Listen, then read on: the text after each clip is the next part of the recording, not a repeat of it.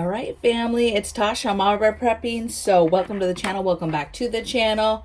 Let's just tuck our little nasty dreads. All right, so we're going to get into it. We're going to talk about things you can still do to prepare for what's going to happen. I think we're close. We're weeks, maybe months if we're lucky. Just a lot of moving parts, a lot of things going on. I just want to hit big topic areas of things that you can still do to basically get ready, right? We're running out of time, and the problem is that it's been such a slow burn that when it blows, it's going to be chaotic for a lot of people. And what we're doing here is you're trying to prepare so that it is not chaotic or so stressful when things pop off. And then because you're hopefully less stressed, less anxiety, you're then able to actually for real concentrate on your family, concentrate on their emotions and things that are going on and other aspects of your emergency game plan that you can now concentrate on because you're not just frantic, right? So let's talk about some things you can do. And this is stuff that I've been, when folks do ask me, mostly family members, mostly friends, that have started asking me and coming back around, circling back around and asking me for advisement that maybe never listened to me before or probably thought I was crazy before and may still think I'm crazy, but they're slowly circling around and I'm getting, random texts and DMs and different messages from friends who maybe weren't listening to me before, but now are circling back around and making contact with me and asking my opinion about stuff and things that they should be concentrating on. Okay. So these are the type of things that I'm discussing with them. I'm discussing recession proof job, right? Whatever job you have, is it recession proof? We are in a recession. Some folks would say we're not quite in a recession yet. I would say we're in a recession right now. Whoever is right, it doesn't really matter. The fact still remains that you need to ensure that you have a recession proof job. Okay. How, is the job that you go to every day and break your back for recession proof, right? Is it in danger? Are you in danger of losing your income as we move forward with this recession? And if it gets worse and gets just continuing to go worse and moves into Great Depression, like, do you have the job that everybody, it's a service that everybody still needs? What is it you do and how safe is it? Okay. I would tell you right now that if you are in a customer service type position, if you are in a services type position, a lot of those services, unless it's an actual trade, and it's something that regardless of what happens, people will always need. But, things like working at a grocery store, at a restaurant, at fast food, anything to do with the food industry, that stuff's not going to last. Okay. Gym, like services, gym, all those things, right? They're just not going to be affordable for people. People are going to stop utilizing them, or they're going to go away altogether because they can't get the product they need. So there's a lot of business that's not gonna continue to happen. Okay. And so do you have a recession proof job? That's what you need to look at. And if you don't, what are you doing now to move towards having a recession proof job? Or what is your plan for moving once you get, so maybe you have a great job, right? And it's not worth walking away from right now. But what is your game plan when that possibly doesn't work out? You get laid off. What do you have you already lined up to be able to get into to protect your income? Okay. Number 2 thing I have is spend your money, honey. Okay. I'm gonna say save, but I'm not saying save. I'm sure as hell not saying put it in IRAs and put it in retirements. Don't do that. I would not be doing that right now. People are losing their money left and right. I would save in the sense of cash money at your house, at your home, buried, whatever, right? Hidden.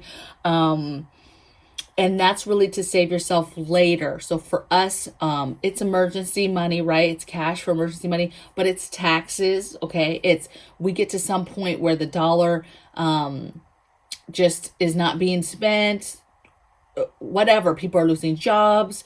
there's no income coming in, just a true emergency that there's nothing coming in, and yet we're still having, we own our home and we're still having to pay taxes. We don't own our home, but I'm just giving you an example.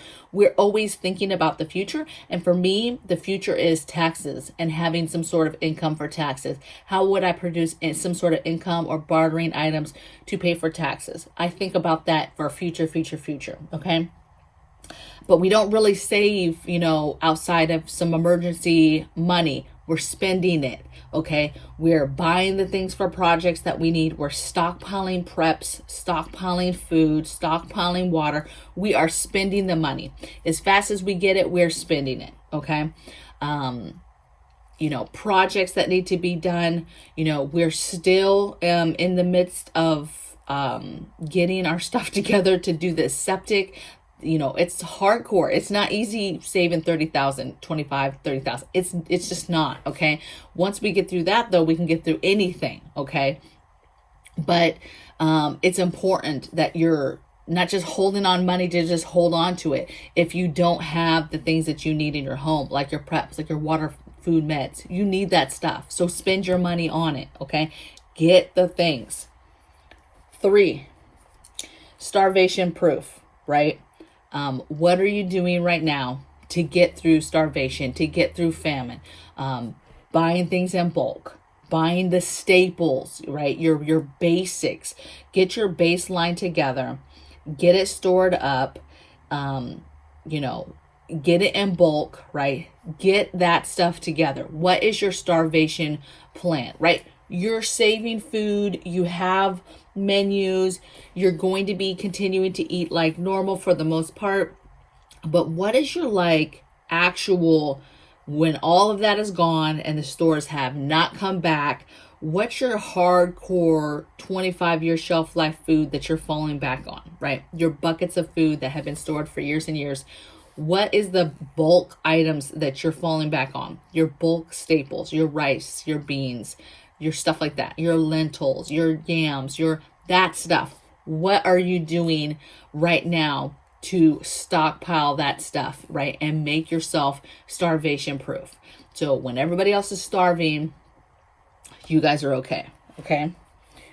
Number 4 thing I have is build your home pharmacy. So right now, currently, and thank you for those that have been emailing me ideas for my medical room. I'm putting together a medical room, right? We call it our monkeypox room. It's just a little family joke.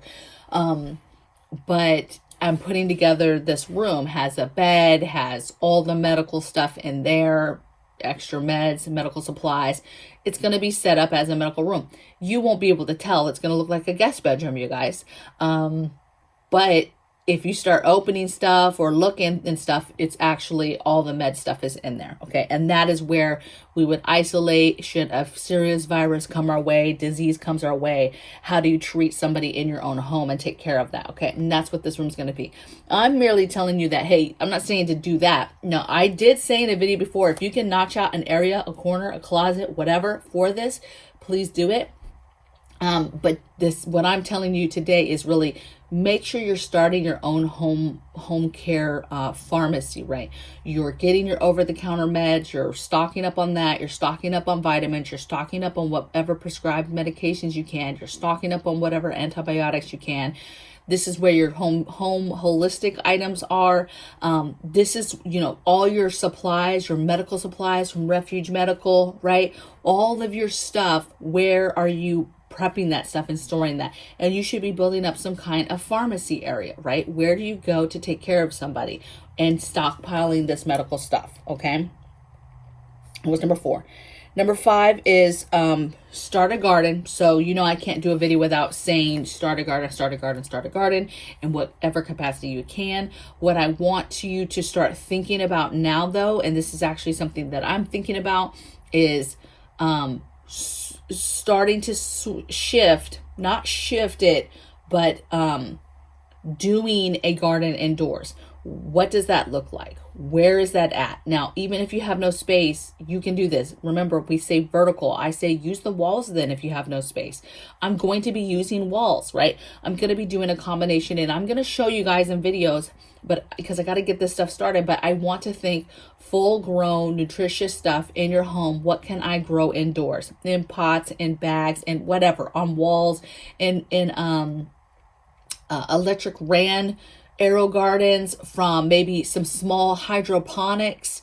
What can I do indoors? Super important to think about growing food indoors for various reasons. Hardcore reasons would be nuclear war, right? And fallout.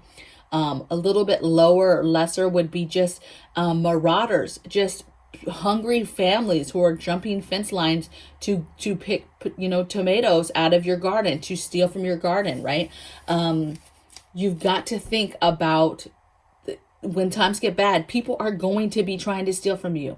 People are going to, if they look over that fence and they can see you have a garden, they're going to be trying to steal that stuff.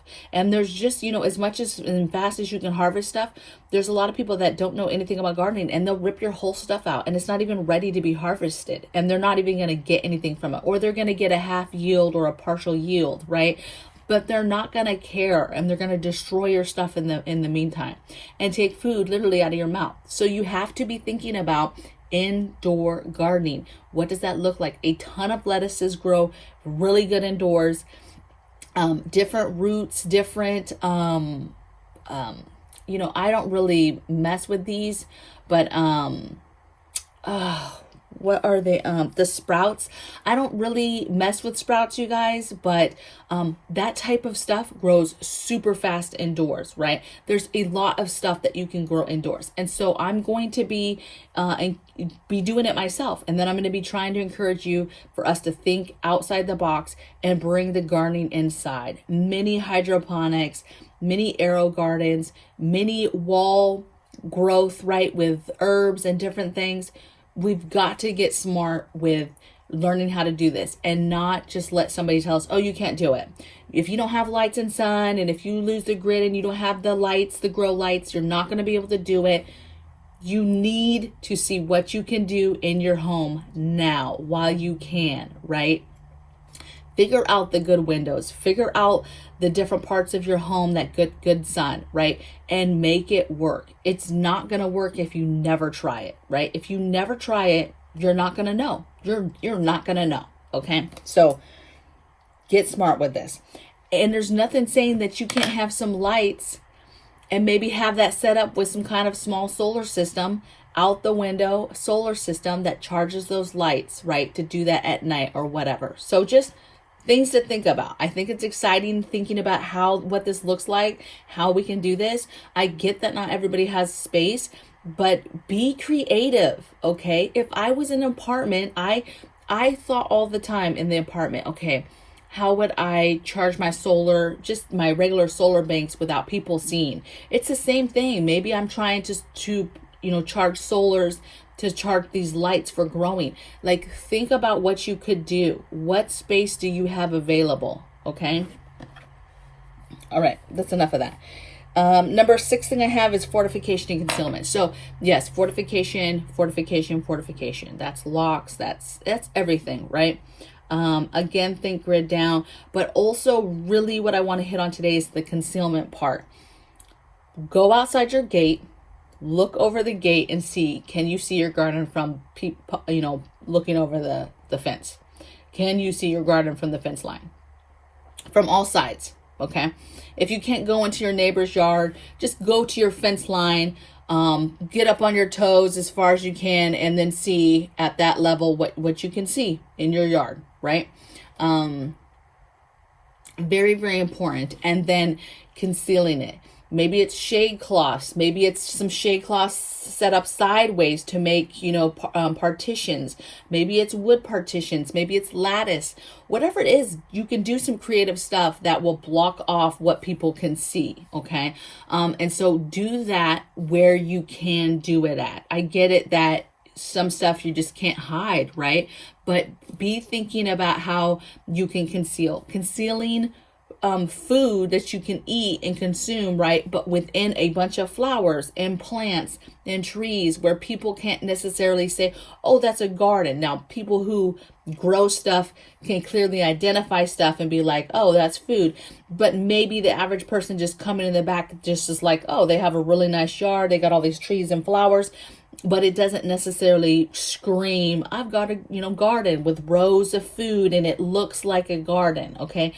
Grow food in different ways. You don't have to do traditionally what people say, like plow an area, perfect square or triangle, rectangle, and then you do your rows and like you fence it off and everybody can see it and you have all your raised beds together. And and I'm not saying my garden doesn't look like this. My garden clearly has raised beds, right? But I try to think as I grow it, as I add to it, what can I do to conceal stuff to make it not look quite like a garden? I want it to look more like a Japanese pretty garden that you would walk through to get some fresh air, but not necessarily look like, oh, wow, there's food. There's all this food, right? And so that's a challenge for me as well. But how do you conceal? Okay. Figure out how to do that. Number 7 thing I have is get your water game on lock. I can't stress it. Water is going to be an issue. When the panic buying starts, whatever pops that off, like whatever event finally pops off panic buying, okay? Because at some point, something's going to happen and panic buying is going to ensue. The problem this time is there is nothing left to bring it back. So when panic starts, it's a wrap for us, you guys. It is a wrap, okay? Stuff is not going to come back. And if it does, it's at very, very, very low levels that will be regulated, that will be limited, and you will be pressed to be in, to even be able to get in there. And if you do get in there, you're paying an arm and leg for it, okay? So when it pops off and that panic buying starts, everything is going to get bought. Water is going to get bought. It's not coming back. Okay. And you are talking about blackouts, grid down, all these things that they're saying are going to happen. Water goes when that goes, right? It's just a matter of time. Weather affects pipes and water. Okay. It's just a matter of time. Huge areas in drought as well. Okay. It's not going to be good.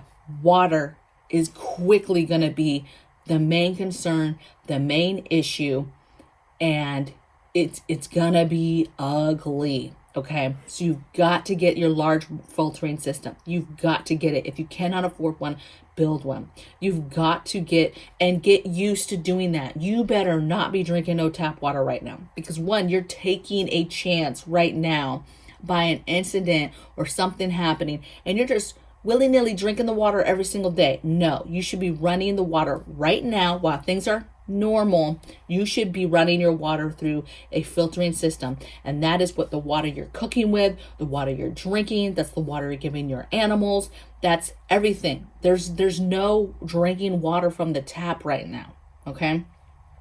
And when the water is a water issue, I can just see all the vultures and elites who have power and money wrapped up in the water game and what that looks like for normal people. Okay, so you have to take your water situation into your own hands as much as you possibly can. Okay, we were just talking about the other day about there's all types of videos to show you how to tap in and do little mini wells, not major wells where you bring in a truck and you dig, thousands of pounds, thousands of meters deep. I'm talking about it's a hand way of drilling down, getting water. We were just talking about the other day, like, that's so crazy. Like, I wonder what would happen if we just tried to just drill for water, right? With a basic drill. You dig the hole down, you have the pipe down, connected to a basic hand pump. What could you produce? Okay. Think the water thing through. This is a serious thing that is going to kill people, right? They've already told us that they want to depopulate. How do you think they're going to do that? They're going to do that with disease, with famine, okay? With starvation, right? With people not getting fresh, clean water to drink. Those folks are going to die, right? So I know that's a little gloom and doom. I'm just like going hard in the paint right now. But these are the things that you need to be thinking about and thinking through. Why do we say do these things? Why? Why do this stuff? I'm just trying to give you a little bit of a background of like why it's important and what could happen. What will happen, okay? Number 8 thing I have is get grid down ready, right? No brainer. They've already been talking about the blackouts, brownouts. That has been happening, just so you guys know. And several states have reported that they're already seeing blackouts, extreme heat. And that's a bad combination. But getting your own family, your own home ready for grid down. Getting all the things, all the supplies that you need for grid down in your home now, right? Having a way to heat yourself, cool yourself, fortification security during grid down, because you know cameras aren't going to work, your Ring camera and stuff's not going to work. You know, eating, cooking, staying clean, hydrating, cleaning stuff, laundry. How do you continue to do all the things you do now today but with no power? Totally possible, but you got to get those things. If you don't get the things, it's just more skill set that you have to continue to survive. And it's quality of life. That's the main, these things that we say get and buy, that's a quality of life thing. Can you go without those things? Absolutely. Can I cook without a cook stove? Absolutely. Okay. Can I make a fire and stay warm without, a plug-in heater and a buddy heater that takes propane and all this stuff? Absolutely. But that's a skill set that I have. And it's a skill set that not everybody has to survive, right? So getting the things is not the end game, because that stuff's not going to last forever. However, it is going to make your life more comfortable during a situation or a timeline where you don't have that stuff, okay?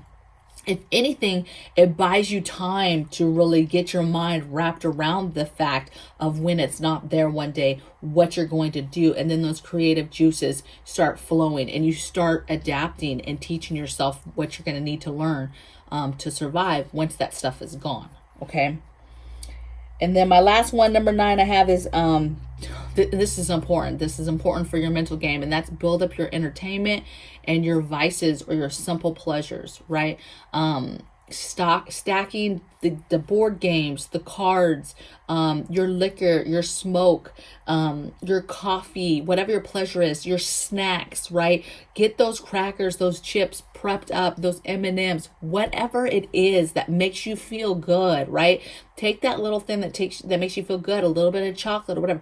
Prep that stuff, have that stuff in your preps. The entertainment stuff for your family, a pool, different activities you guys can do outdoors, in the backyard, biking, whatever. There's different levels to what, depending on what happened, on what you guys can do.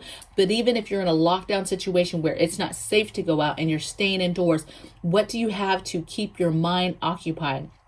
Do you have a lot of movies, old DVDs, VHS tapes, different things that you can watch? Even grid down, maybe you've set up, you have a TV and you have an old school VCR or whatever DVD player that you're going to run off of, so you guys can watch a movie. What music do you have downloaded? What books do you have? Manuals, magazines, different things that you can read. What do you have to keep you busy, right? Remember, you're still going to have chores. If you're building for self-sufficiency, you're still going to have hopefully animals to take care of. You're going to have, gardening stuff and planting and weeding and different things like that, and pruning and harvesting. You're still going to have food preservation stuff you can do. So there's going to be a lot to do. But don't forget all that fun stuff that your family needs to keep them occupied, right? To keep them happy, to keep that quality of life. Because when the world is going to crap outdoors, outside, that's a lot. Mental game wise, that's a lot. And there's going to be some stuff that you might, as the adult, need to employ. And you're going to want to keep things as calm as they possibly can be in your home when that stuff is happening. Okay. So I hope you guys like these 9 things. I mean, honestly, every day I'm still getting messages of folks asking for help. Some stuff is very specific questions. Hey, how do I do this? What do you think of this? But a lot of it is broad. Like, what do I do? What else can I do? How do I prepare? And sometimes I'm like, you got to watch the videos, man. I talk about this every single day.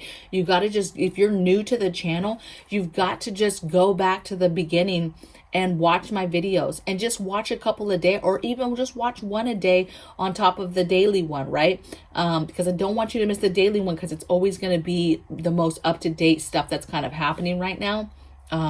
But you got to go back. Maybe there's a topic you want to hear about, just search in the YouTube Mama Bear Prepping in that topic, and just see what comes up to see if I have that type of video already done. Because there's a lot of times I get specific questions about stuff that I've already done a specific video on that, spent the time doing it, editing it, everything. It's there for you to watch already, right? A lot of good videos. Maybe you start with just my popular videos. Go in, do a search, do popular, the ones that people viewed the most. Those are good videos. There's a reason why people watch those videos, or they had a lot of views, is because they're good topics. There's some good topics. Some of my best videos, even for me, from my point of view, some of my best videos are in my top, let's say 20 of videos. Okay. So check that out. If you need more to see, I've got my homesteading channel started up. I don't have a whole lot of videos there, but Mama Bear Homestead, search that up now. It should come up, but if not, I think I have a link in the description box below. But just continue to do the things. It's super important that you don't lose the urgency right now. Now is not the time to lose your urgency for what you're doing every day. Just think about the couple things, holes that you need to fill, and on the next payday, you budget and you get those things, right? Ladies, if you haven't gotten all your tampons stocked up, you need to be doing that soon before they're gone and you cannot find them anymore, okay? Just continue to get the things that are needed for you in your home and continue to fill those holes. And don't be stressed about it. Stay calm. Listen, you are calm, cool, collected. You're the one preparing. So there's no reason for you to be stressed, because you're already starting the process and preparing and stockpiling things. Now it's just about filling those holes. Keep pushing forward, okay? And if you're at the beginning, every day that you've done even one thing is better than the day before, and will set you up to wear that peace of mind. So that calmness should be every day you do something, you're getting better and better at it, okay? And less stress. Stress should be falling away. It shouldn't be building up. And that's the problem with preppers, is sometimes we get so high strung about stuff. This is happening, and then you know the importance of it, and then you just work yourself up. Even though you should feel great because of all the stuff that you've already gotten done. But instead you do the opposite and you get worked up because all you can concentrate on is all the other stuff that you want to get done. And that's not the way you do it, okay? That's not the way to do it, okay? Because this is a long game. This is a forever thing. Forever, okay? So I'll see you guys tomorrow. And I will see you guys in the comment boxes below and see what you're talking about a little later when the video drops. See you later. Bye.